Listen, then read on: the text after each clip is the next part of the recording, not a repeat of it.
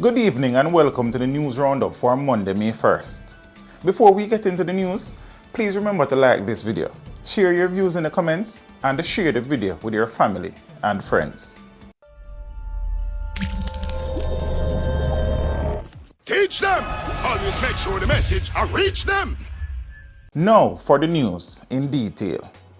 The police have detained several suspects in connection with Saturday's attempted robbery of a beryllium armored vehicle in Albion, St. Thomas. A security guard was wounded when armed thugs carrying high-powered rifles attacked the guards who were delivering cash at an ATM and Western Union outlet. The guard sustained minor wounds after the bullet struck his vest. Head of the JSAF's Corporate Communications Unit, Senior Superintendent Stephanie Lindsay, said investigators are hoping to make an early breakthrough in the case. It is understood that one of the getaway vehicles crashed while being pursued in a high-speed chase by the police. A second vehicle was later found abandoned with bloodstains, suggesting that one of the robbers was wounded. It is believed that the men were traveling in 3 vehicles. In the wake of the string of recent attacks on security guards delivering cash, security companies have asked the relevant authorities to grant permission for guards to carry high-powered weapons.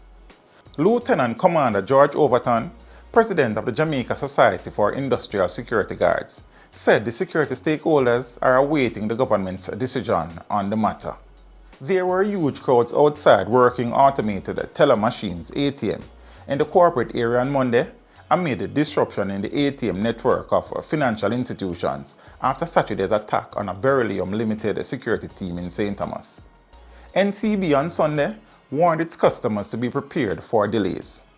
We regret to inform you that there will be disruptions in our ABM services due to reduced operations from beryllium following the attack in St. Thomas. We understand that this may cause inconvenience and frustration, but we assure you that we are working diligently to minimize the impact on our customers, the bank said in a tweet. A taxi operator was shot and killed by a gunman in Green Island, Hanover on Sunday night. He has been identified as 40-year-old Oswald Henry of Caldwell District in the parish. Reports from the Green Island police are that about 9:30 p.m., Henry was parked in the vicinity of the Green Island Square, awaiting passengers when he was ambushed by one of 2 men traveling on a motorcycle. The gunman opened fire, hitting Henry multiple times before fleeing. The injured man was rushed to the hospital where he was pronounced dead. Residents of Ferry Hill in eastern Portland mounted roadblocks this morning. They protested over a prolonged dust nuisance, absence of piped water, and bad road conditions. The roadblocks were mounted as early as 5 a.m. using old refrigerators, downed trees, metal drums, and boulders. Traffic was brought to a halt and some students attending Titchfield, Port Antonio, and Happy Grove High Schools had to return home. The blockades also left many employed persons stranded. Personnel from the Major Investigation Division are probing the shooting deaths of a man and a woman inside the People's Arcade in Montego Bay, St. James on Monday morning. The victims have been identified as 30-year-old Ricardo Green, a vendor of Glen Devon in St. James, and 24-year-old Vanessa Hopkins of a St. Anne address. It is reported that shortly after 8 a.m., a resident went to a room occupied by Green inside the arcade and discovered the pair dead. Their hands and feet were reportedly bound. 2 17-year-old boys were arrested and charged after assaulting a classmate at a school located in Clarendon on March 27th. The boys have been charged with rape, malicious destruction of property, and aiding and abetting rape. Reports are that about 2:45 p.m., the complainant was in her classroom when one of the boys closed and guarded the door while the other sexually assaulted her. Both boys were arrested and charged after a question and answer session.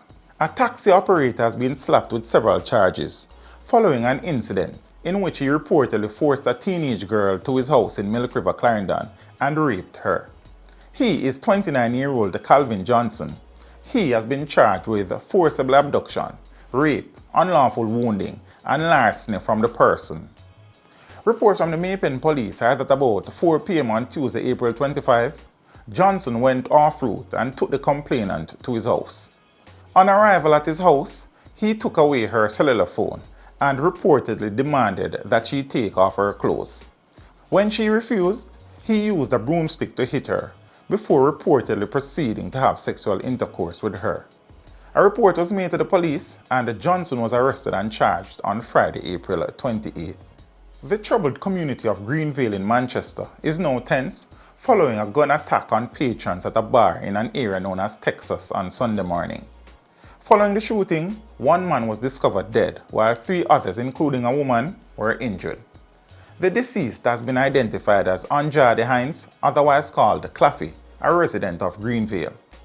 Reports are that about midnight, Hines was among a group of people gathered at a bar when gunmen pounced and opened fire, hitting 4 people and sending others scampering for cover. The 4 injured patrons were rushed to hospital where Hines was pronounced dead and the others admitted for treatment. The St. James police have commenced a probe into the shooting death of a man near a funeral service in the community of Quarry on Saturday. The deceased has been identified as 30-year-old Shamari Sterling, unemployed of Fellman Corner, also in St. James. Reports are that about noon, Sterling was standing at a location where a funeral service was being held in Quarry District when he was attacked by armed men and shot several times. The police were summoned and upon arrival, Sterling was discovered lying in a pool of blood with multiple gunshot wounds. The scene was processed and the body was removed to the morgue. A man who attempted to board a flight at the Norman Manley International Airport with 59mm rounds has been charged with unauthorized possession of ammunition. He is Sarkeem Lushi, a 42-year-old carpenter of Fort Lauderdale in the United States of America and Portland Cottage in Clarendon. Reports from the police are that about 7 a.m. on April 28th, the accused checked in to board an outgoing inter-Caribbean flight. However, anomalies were discovered in a bag that the accused man identified as his. A secondary search was conducted and a magazine containing 15 rounds of ammunition was found. He was subsequently arrested and charged. His court date has not yet been finalized. The St. Ann police are probing Saturday night's murder of a businessman who was gunned down by unknown assailants shortly after arriving home in Limehall. The deceased is 42-year-old Vincent Latty of Clamstead in Limehall. Reports are that about 9:50 p.m., Latty and his family returned home. While his family members entered the house, Latty stayed behind to close the gate of the premises. Shortly after, loud explosions were heard. The police were alerted and on their arrival, Latty was seen lying on the ground in a pool of blood with what appeared to be gunshot wounds. No motive for the killing has yet been established by the police, but investigations are ongoing into the development. In business, Transport Minister Ardeshaw says the Jamaica Urban Transit Company JUTC will acquire over 200 new buses by next year. This was after he was challenged by a commuter who complained about waiting hours for a JUTC bus.